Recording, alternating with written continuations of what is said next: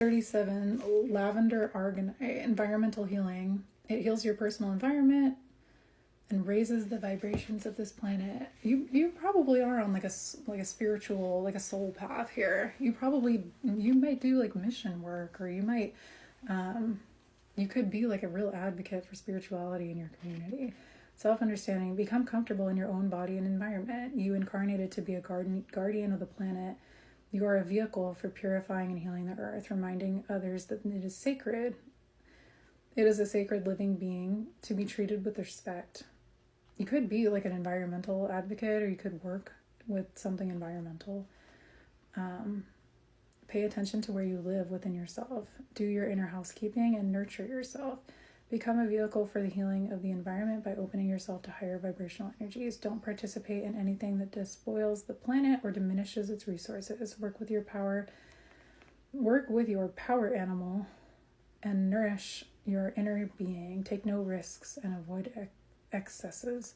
Healing insight. If your environment is unhealthy and disharmonious, it cannot support well-being. Transform it and well-being returns. Frequency, soul path, healing the environment. And timing, Capricorn. Our Capricorn full moon is tonight. Well,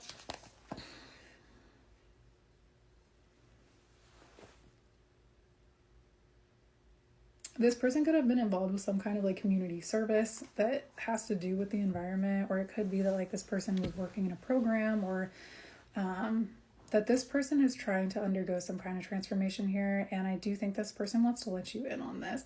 I also feel like whatever this is big enough where it's something that you have kind of, held it down here for, or been patient enough for this person to let you in on. And I also feel like it will be worth probably sticking it out here for this person to do that. But it's like, if this wheel starts rolling back, I think at a certain point for you and this person, like I said in the last part, your boundaries, like your limits, like what you can handle and where not to be self-abandoning here in operating in this relationship. Because there's not, an easy dynamic, but damn, like the love is there for the two of you.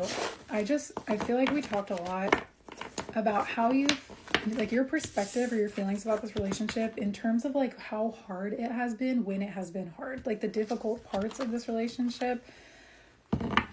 But I kind of want to know how you're feeling about this person currently, other than like maybe annoyed at this person doing this betting thing again, like I was talking about. Meant to be enchanted. I feel like you're trying to lean into the unknown, leaning into the mystery here of not knowing what's going to come next. I feel like and then intuition. You're leaning on your intuition here. Meant to be, your intuition knows that it's meant to be enchanted. You see this person as your soul person. You probably see this person as a soulmate. I feel like you see this person as this is your person.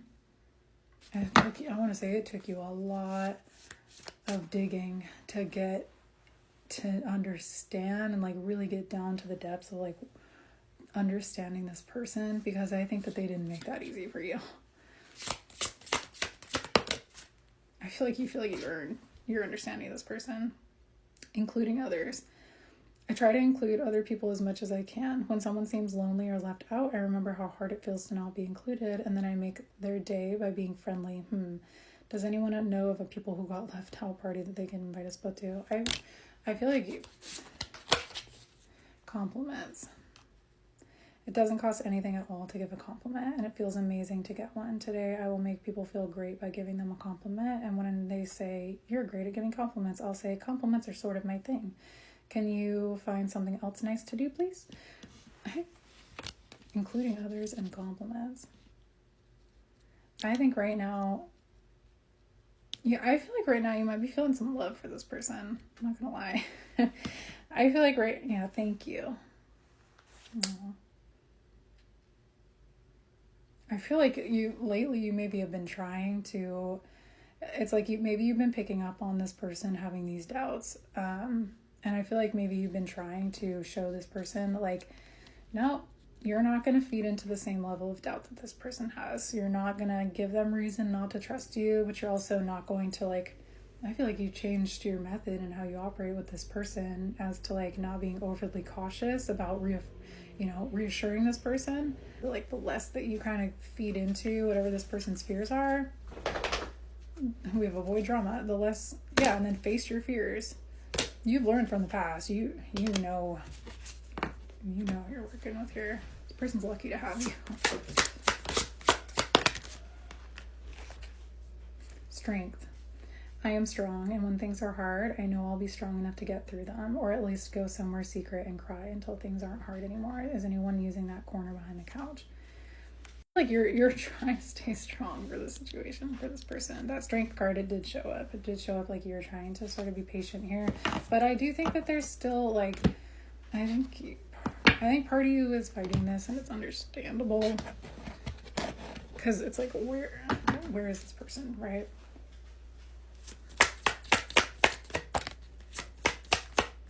The moth and the eagle. I think this person, they do know that you do kind of get worn out here with them or with the situation. And the moth is like, the moth and the eagle, I think this person kind of like has a sense of when to swoop in. And I do think that them, like with you being real with yourself and not pretending to be strong, when you actually are like, when you're feeling weak here and you genuinely are like at your wit's end, you can't fight that, and it's taking a toll on you. If you show that, the more that you show that, if this person sees that, I feel like like in the past, you've had evidence of this person actually coming in and like, it's like it kicks it into gear. Like it kicks them into gear. Like that's when they swoop in.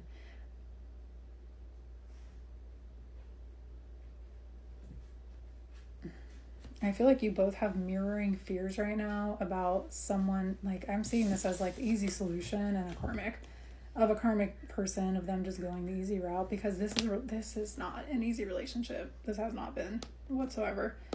That's very clear. But the thing is, you guys have mastered this. You guys have mastered this relationship. So I don't think there's anybody here that you're going to be honest. I feel like you're pretty fucking devoted to this person in this way.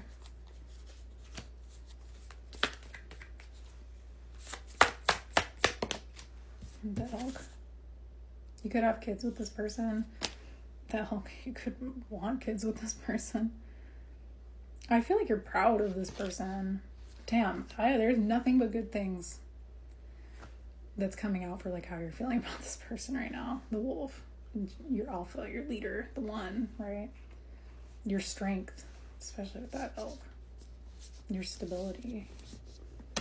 That's your man. So let's see if there's anything else in the last minute to give you here.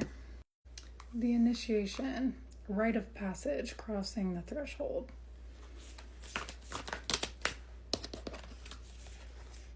Dance with life. Do something to change your energy. Boundaries. Where do you need to establish better boundaries? Don't dim to fit in. How are you dimming your light in order to fit in? I do think that you have done a really good job. You're already doing it. Stop overthinking. Keep facing your true north, your North Star. I think you've done a really good job, like not letting yourself self-abandon in this relationship, because you've been sympathetic or empathetic about like what this person could possibly be dealing with. I kind of feel like this person wants to be your strength with the elk and the wolf. This person wants to show up, and I think that they're going to, and I think that's not very long before they do. So I'm just gonna leave you with that. But you're adorable. I've never met someone like you. I don't want to be the reason you cry.